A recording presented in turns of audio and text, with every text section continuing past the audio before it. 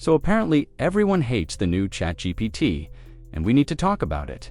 So GPT 5.2 was released, and when it was released, I'm quoting Greg Brockman here, it was the most advanced frontier model for professional work and long-gunning agents.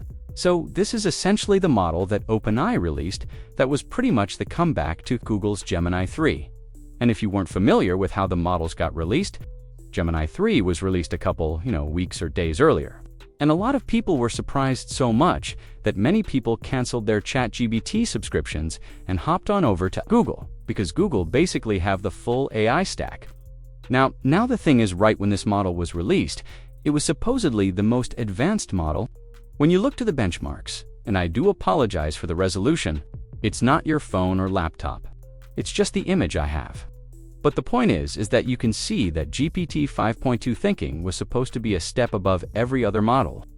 So I asked the question, what exactly happened? Now you might be using ChatGPT on a day-to-day basis, and you may not notice any sort of user complaints or anything weird with the model, but a large select of power users. Well, should I say the vocal minority have realized that 5.2 is not the model you think it to be, and we're going to get into exactly why that is. And I think I know exactly why that is. And further suspicion later on in the video will show you guys where OpenAI are moving forward. So, of course, I wanted to see if other people had the same conclusion. And there were so many tweets about how bad 5.2 is. Now, I do have to state they are exaggerating quite a bit, because saying that, holy crap, GPT 5.2 is possibly the worst model they've ever released. I have no idea what they've done. There's no way this was the alpha model my cohort tested, nor is it even close to 5.1. This is the biggest piece of nonsense I've ever seen. Worse than 5.1, and it's failed every single eval. It's so over for OpenAI. Let's be honest. That's like a bit of exaggeration. They've released, tons of good models. I don't think it's the worst model they've released ever, but it might not be the best model they've released. Now, like I said, this wasn't the only person. It wasn't just power users. I saw a broad consensus of vocal minority power users stating that 5.2 simply wasn't the best model. It's not that it wasn't the best model, was that it was a real sort of disgust for the model, in a weird way. And you'll see from the tweets, GPT 5.2 Instant is a broken model. It ignores custom instructions, a memory, and poisons context before thinking. The model triggers safeguards every second message. Thinking mode is utterly different animal, and it's least as good. Some people are saying GPT 5.2 sucks so bad. GPT 5 was so listic that 5.1 felt like an upgrade, and 5.22 is so bad it actually makes 5 looks good. Now, trust me when I tell you guys, there were a lot more tweets. This isn't just cherry-picking tweets just to make the video. There were a ton of different tweets, and a lot of them had a different likes. I just wanted to get a different variety of different tweets to show you guys all of the different reasons that people actually thought the model looked back.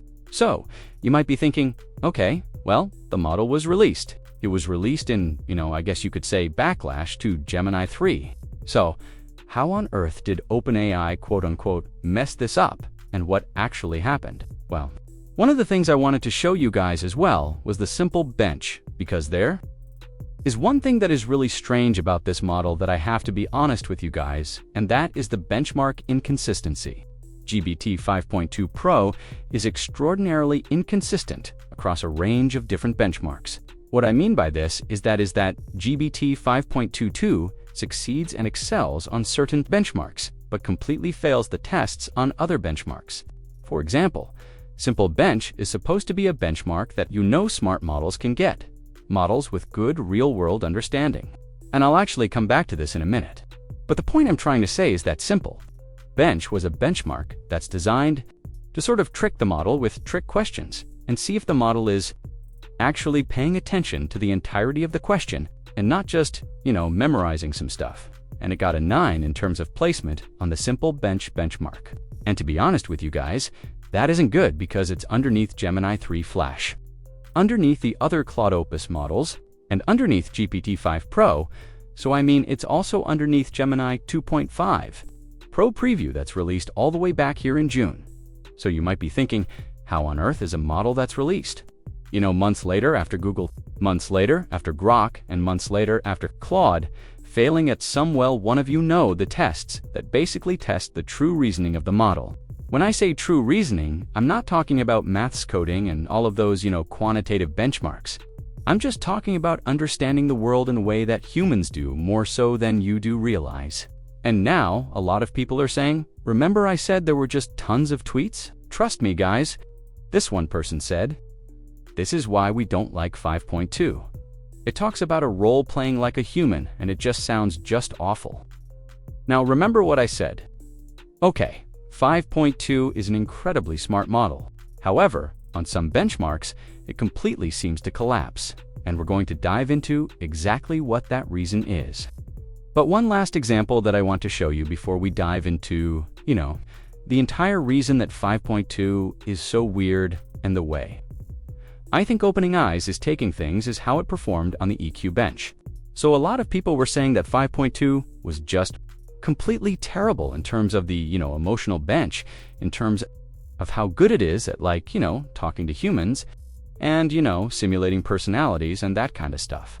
However, when I did check the EQ bench, 3 GB 5.2 is number 3 in terms of the ability, which is completely surprising. So I honestly don't know what's going on with the benchmarks, but I think there is something that is going on. One of the things that has been discussed quite a lot recently, and I think this makes the most sense just for a number of reasons, is potentially overfitting. So, this person tweeted that the O in OpenAI has to be for overfitting. As someone who genuinely loved 5.1, this feels like a huge step backwards. Answers feel rushed. The nuance, the depth, and creativity aren't there. Now, if you aren't familiar with what overfitting is, I'm going to explain it to you as simply as possible. And I'm going to bring up this tweet, and trust me guys, this is a lot of text, but I'm going to summarize it to you super quickly. And this tweet got around, I think, 2,000 retweets, and this was basically quoting Illya Sutskever's recent podcast, where basically he talks about the fact that when an AI studies and it practices the examples so hard, it basically memorizes them instead of learning the general pattern, and it makes it look super smart on those benchmarks that it saw on during training.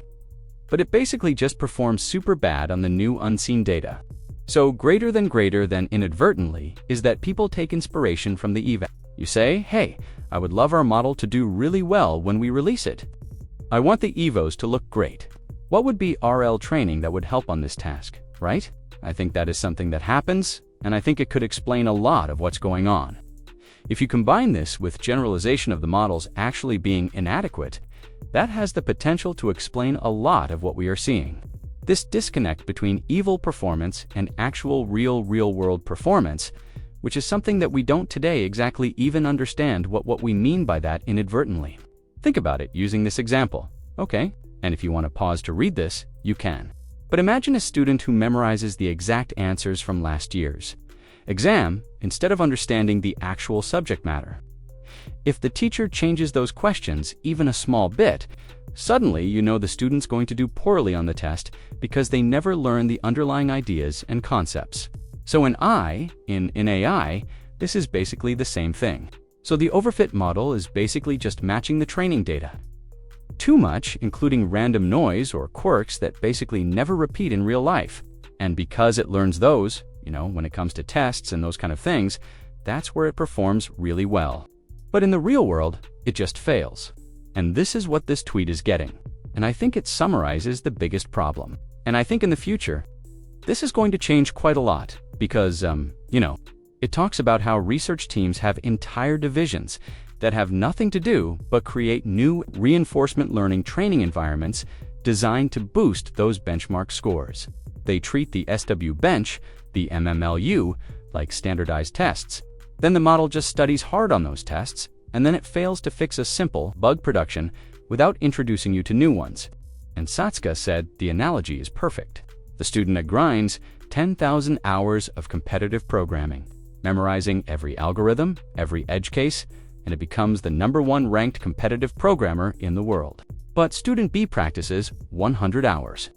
But it has intuition, taste, and the ability to learn new things quickly. Who is going to have the better career? Student B, because current AI models are all student A, and it talks about, studies have shown that data contamination inflates the model score by 20 to 80% on popular benchmarks. This is true. We did, not we, but like I've seen papers that do kind of show this. And data contamination, I honestly don't know how. They're going to solve that problem because some certain benchmarks are just out there and these models basically train on everything. You have to understand, like when there is a quote and I can't remember who it's from, but it says, "Show me the incentive, and I will show you the outcome." And you have to understand that for every single AI company, there is the incentive for their new model to perform better than the, next best model on the benchmarks. And if they don't do that, then the episteme becomes, oh well, this model company is just going out of business. They're terrible. They didn't release something that was better than the last ones. There's a war, yada, yada, yada. And I do think that is a bad way for a lot of people to think because necessarily, a model that doesn't perform better, but performs better at specialized tasks, like a model that actually has real understanding of the world, would probably be better. And this is the best quote I saw from this tweet. That's why I just had to include in this video. It says, "This explains the economic puzzle that I pointed to. Models can score 100% on the AIM 2025. They hit 70% on a GDP eval, beating human professionals, which is a benchmark that is, economically valuable work, yet businesses still struggle to extract value from AI models. The benchmark performance is genius, and the profit and loss statements says otherwise. That sample efficiency gap tells you everything. A human teenager learns to drive any car after 10 hours, and an AI model might need millions of examples and still fail on slight variations. Humans learn the concept once and apply it everywhere. And models need to learn the exact pattern thousands of times and still choke when the formatting changes slightly. And this is absolutely true. Models seem to be just these super geniuses. If you go back to like this, I think this is the men way, you can see GPT 5.2 thinking is just super smart. But in the real world, these models just don't perform that well on things that are just random. Like if you have it a task for whatever your strange work things, it just doesn't understand, like it just really struggles sometimes. And I'm not saying that these models are completely useless, economically valuable tasks. I'm just saying if you had a person that was actually as smart as the benchmarks claimed, they would be able to do a lot more than those AI systems. So it's not really a one-to-one mapping of, okay, the models got 140 IQ. It's equivalent to me having an 140 IQ person inside of my computer. Now, of course, once again, I want to show you guys where a lot of people are saying that GPT 5.2 thinking scored lower than 5.1 on long context reasoning despite OpenAI's blog post. Other people saying that, 5.2 is a lot worse. And remember guys, this is one of the biggest things. Remember how I said, if you show me the incentive, I'll show you the outcome. OpenAI declared code red as Google threatened AI-led. I think OpenAI did feel a lot pressured to actually release the model early because Google were pretty much taking the limelight and a lot of people were starting to get bearish on OpenAI. I'm not actually bearish for OpenAI in the long run. I think they have one of the craziest distribution networks. But I do think that other AI players are entering the game and they do have to, continue to prove themselves so that they don't end up at BlackBerry. One thing that a lot of people don't realize is that, companies come and go. There are shifts that happen, Remember Nokia and BlackBerry from the early 2000s? Those companies seemed like they had it in the bag. But, Apple came out with the iPhone. They waited. They were patient and, look at where Apple are now. And look at where BlackBerry are now, two different scenarios. And at Apple, have shown that, companies that get complacent, they can simply be overtaken. And OpenAI doesn't want to end up like Yahoo. So of course, now they're pushing. And the thing is here, is that when they declared this code red, I think it was a sense that, we need to show the world OpenAI still has it. And the reason I think this is most likely the case is because I think it was yesterday. In fact, I'm pretty sure it was yesterday that the information, which is a very reputable source when it comes to, AI information, they came out with a paper. An article stating that, look, OpenAI basically told us that GPT 5.22 isn't actually based on the full-blown model that they were supposed to release. They actually decided to release an early checkpoint of the model occur according to a person with knowledge of the model.